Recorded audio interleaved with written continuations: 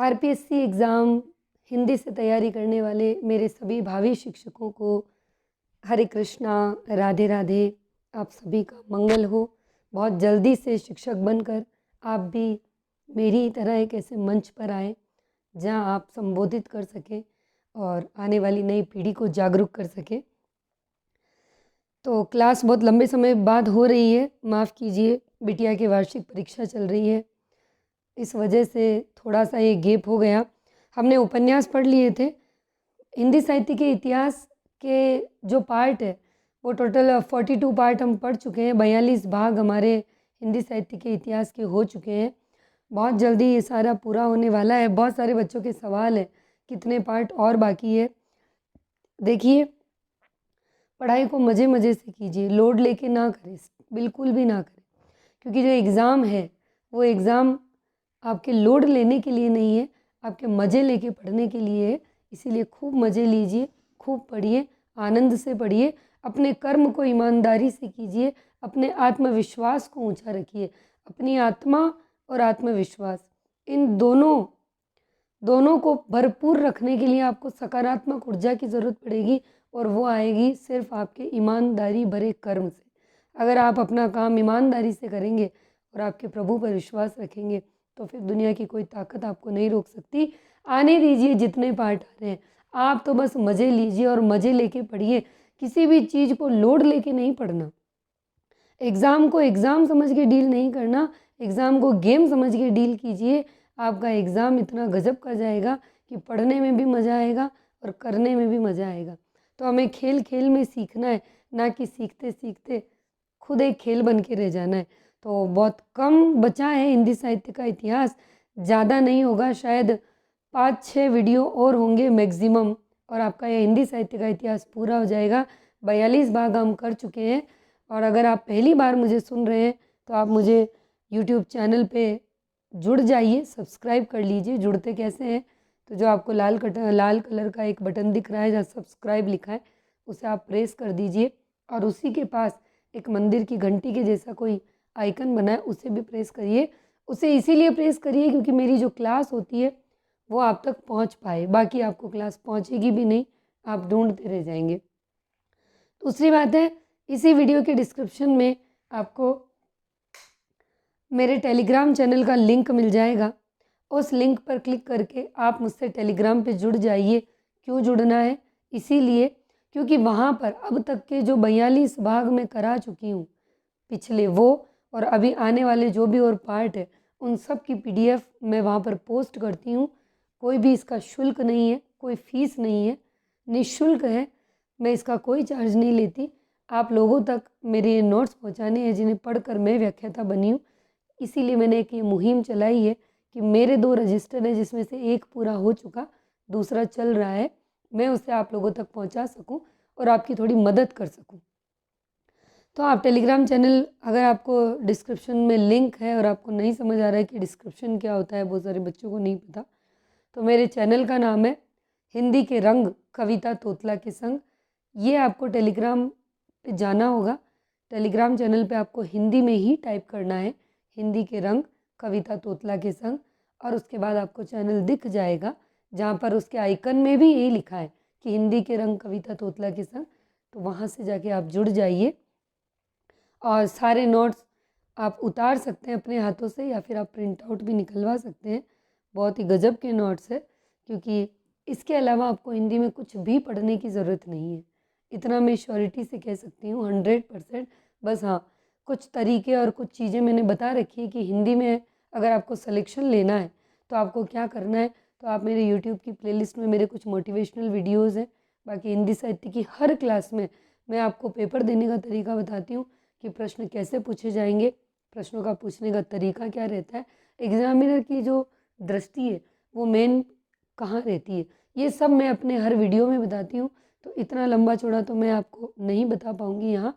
आप मेरे चैनल की प्लेलिस्ट पर जाकर और आप मेरी कोई भी वीडियो उठा लीजिए, आपको उस वीडियो में कोई ना कोई छोटी छोटी, हर वीडियो में मैं कोई ना कोई ट्रिक बताती हूँ एग्ज़ाम क्लियर करने की। तो प्लेलिस्ट बनी है, मोटिवेशनल वीडियो के नाम से अलग है, साहित्य के नाम से अलग है, और जो मैंने किताबें शुरू की थी पहले लेकिन बीच में मैंने उन्हें रोका था, इसीलिए क्योंकि हिंदी साहित्य का इतिहास मैं पहले पूरा कराना चाहती थी। मेरे जो 2 नोट्स हैं, सॉरी 2 रजिस्टर हैं नोट्स के, उनको मुझे पहले बच्चों तक पहुँचाने थे, क्योंकि किताबें तो आप सबके पास भी हैं, लेकिन ये नोट्स आप सबके पास नहीं है।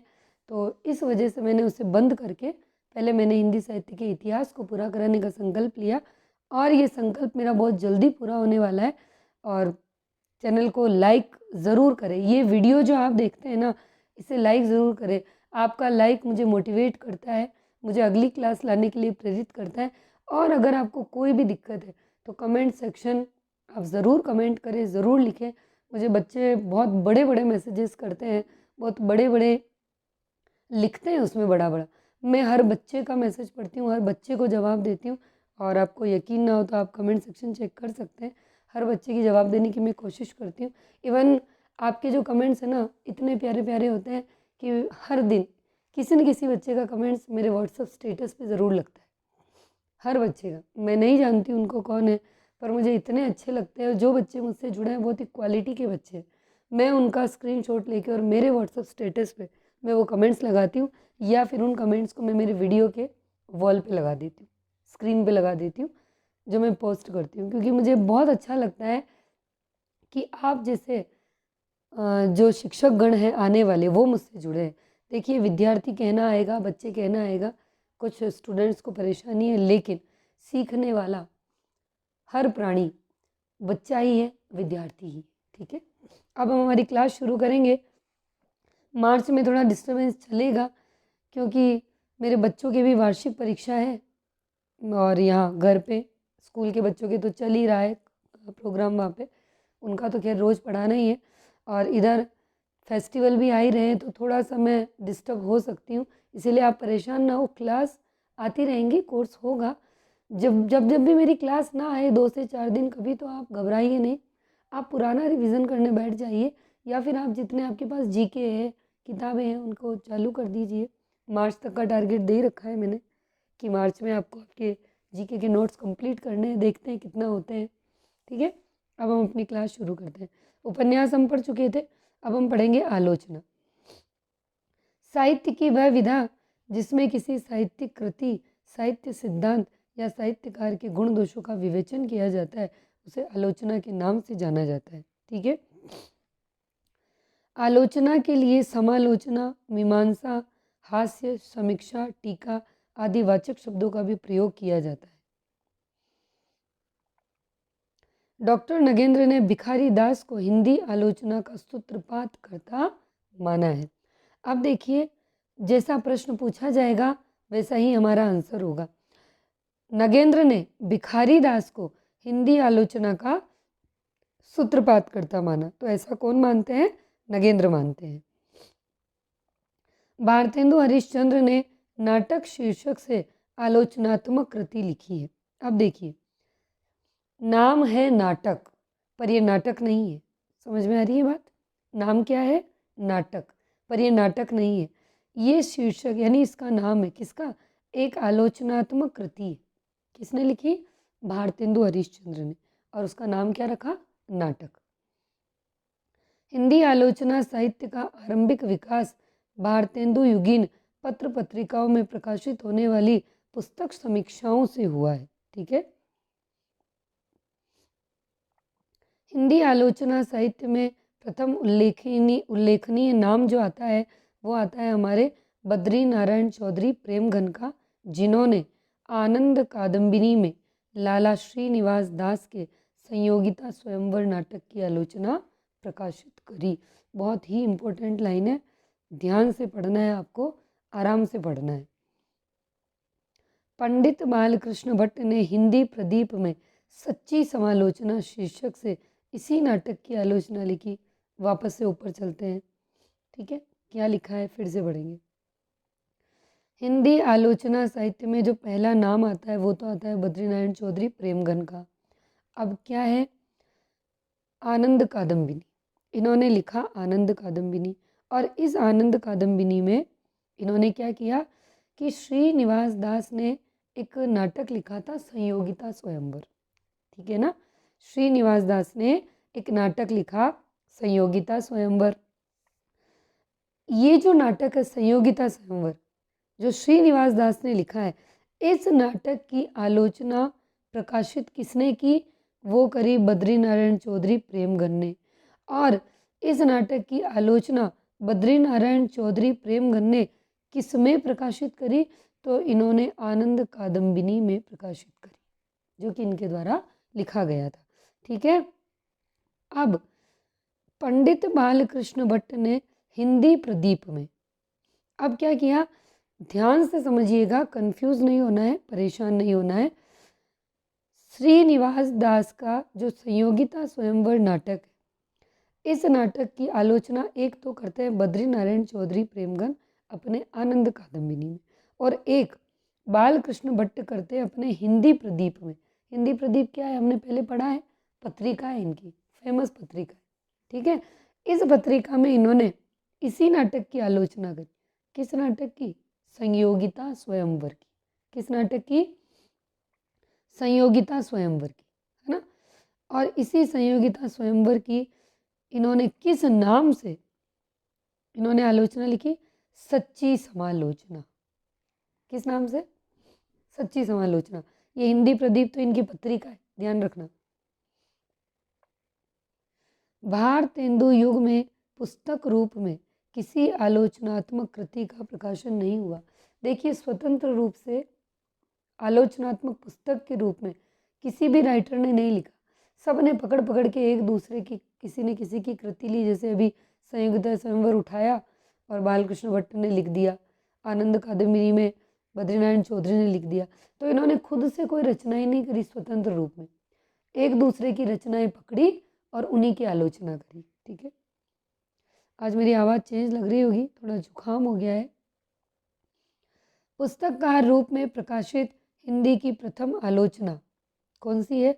तो महावीर प्रसाद द्विवेदी की हिंदी कालिदास की आलोचना है, ये आपको याद रखनी है। पंडित पद्म सिंह शर्मा ने 1907 में बिहारी और साक्षी लिखकर तुलनात्मक आलोचना का सूत्रपात किया। ये तुलनात्मक आलोचना के प्रतिपादक है पद्म सिंह शर्मा। 1910 में मिश्र बंधुओं ने हिंदी नवरत्न लिखकर देव को हिंदी का सबसे बड़ा कवि घोषित कर दिया। इस युग में देव और बिहारी को लेकर विवाद खड़ा हो गया था। ठीक है। अब देखिए कुछ आलोचनाएं हैं। बिहारी और देव, भगवान दीन। देव और बिहारी, कृष्ण बिहारी मिश्र। बिहारी सतसई की भूमिका, पद्म सिंह शर्मा। देखो, ये दोनों एक जैसी है, और मैंने कैसे याद की थी वो मैं बता देती हूँ, फिर आप अपनी ट्रिक भी बना सकते हैं। मैंने केवल एक ऐसे याद कर ली थी कि जो कृष्ण है, जो मेरे ठाकुर है, वो देवता नहीं है, क्योंकि वो भगवान है ना। देवता नहीं है, वो भगवान। तो कृष्ण देव नहीं है, इसीलिए अगर कृति में आगे देव आएगा तो इसका मतलब वो कृष्ण की ही रचना है। ठीक है।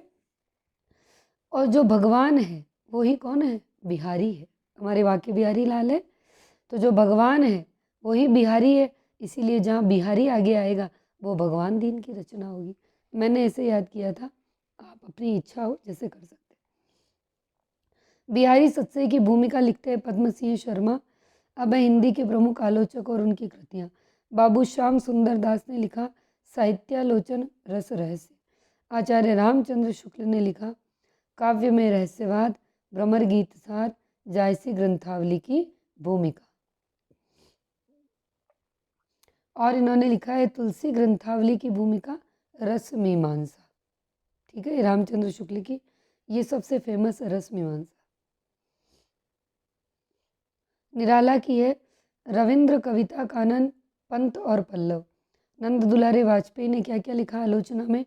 नया साहित्य, नए प्रश्न, हिंदी साहित्य 20वीं सदी, राष्ट्रभाषा की समस्या। गिरजा कुमार माथुर क्या लिखते हैं? नई कविता, सीमाएं और संभावनाएं। रामविलास शर्मा की क्या आलोचना है? निराला की साहित्य साधना, आचार्य महावीर प्रसाद द्विवेदी और हिंदी नवजागरण, आचार्य शुक्ल और लोक जागरण, कामायनी के अध्ययन की समस्याएं। नगेंद्र क्या लिखते हैं, सुमित्रानंदन पंत, साकेत एक अध्ययन, रस सिद्धांत वेरी वेरी मोस्ट इम्पोर्टेंट, और रीति काव्य की भूमिका। नामवर सी हैं। कविता के नए प्रतिमान, छायावाद, वाद विवाद संवाद, इतिहास और आलोचना, कहानी और नई कहानी, दूसरी परंपरा की खोज। विजय देव नारायण शाही, शमशेर की काव्यानुभूति की बनावट, शमशेर की काव्यानुभूति की बनावट।